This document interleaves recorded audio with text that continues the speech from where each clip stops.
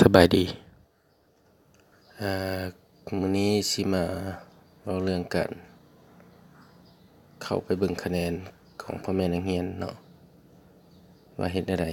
สามารถเบิ่งคะแนนติดตามผลการเรียนของลูกตัวเองได้ในแต่ละเดือนเพราะว่า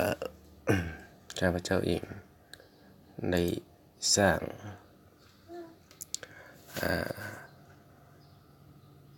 เฮ็ดเป็นโฟลเดอร์หนึ่งไว้ในใดแล้วเนาะแนวสามารถเพียงแต่สามารถไปสแกน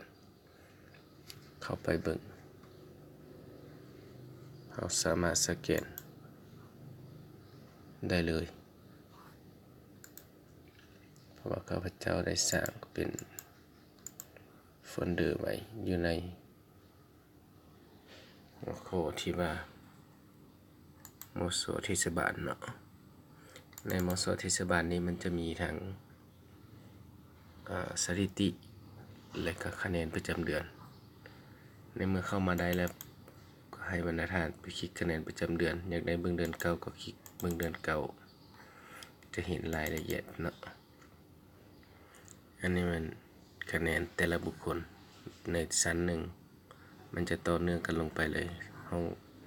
จากม.11จนฮอดม.14เนาะจนฮอดม.14เลื่อนไปเรื่อยๆจนต่อมาอยู่นี่เป็นม.2เนาะถ้าลูกท่านอยู่ม.2ก็ไปเบิ่งกดเบิ่งม.2ถ้าลูกอยู่ม.3ไปกดเบิ่งม.3เนาะตามแต่ละชั้นเรียนของลูกตัวเอง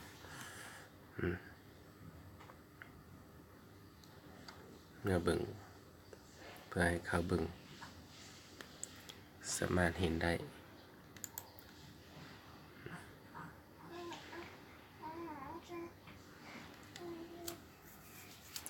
แต่วิธีการเข้าเราจะเข้าแนวใดเนาะเพื่อเข้าถึงอันนี้มันข้าพเจ้าเข้าอยู่ในคอมพิวเตอร์เนาะถ้าเข้าอยู่ในระบบโทรศัพท์มือถือ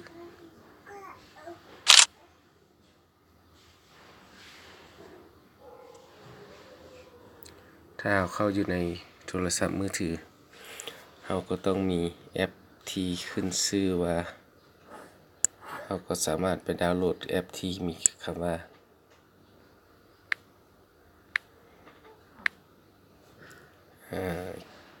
QR code สแกนนี่เนาะสามารถติดตั้งได้เลยเนาะ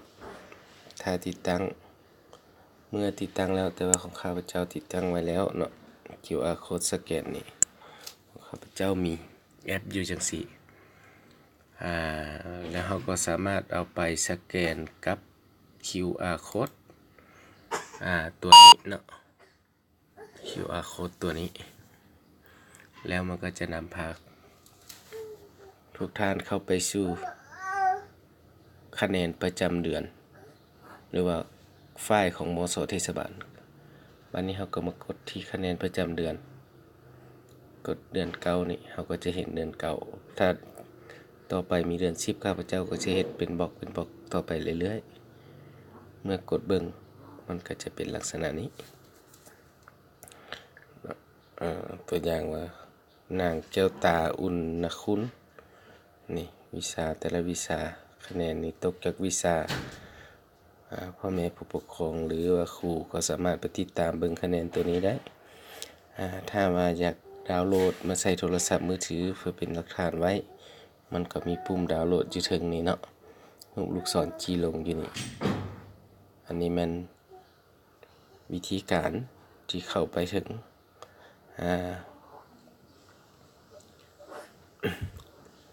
รายละเอียดเนาะถ้าผู้ใดยังบ่เข้าใจหรือในการเข้าถึงหั่นก็ให้ติดต่อผู้พันนำข้าพเจ้าได้แล้วข้าพเจ้าจะเอาเบอร์โทรแปะไว้ให้ทางหลังเนาะขอขอบใจ